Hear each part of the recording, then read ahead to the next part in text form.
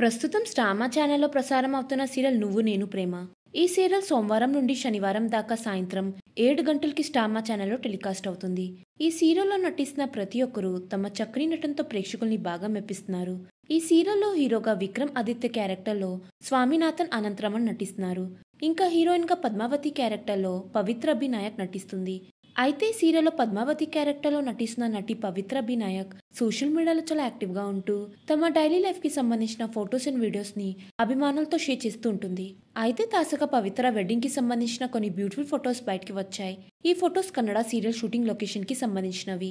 ఈ ఫొటోస్ లో పద్మావతి చాలా చూడగా కనిపిస్తుంది. ఆ ఫొటోస్ ని చూసిన వారంతా లుకింగ్ గార్జియస్ పద్మావతి అంటూ కామెంట్స్ పెడుతున్నారు.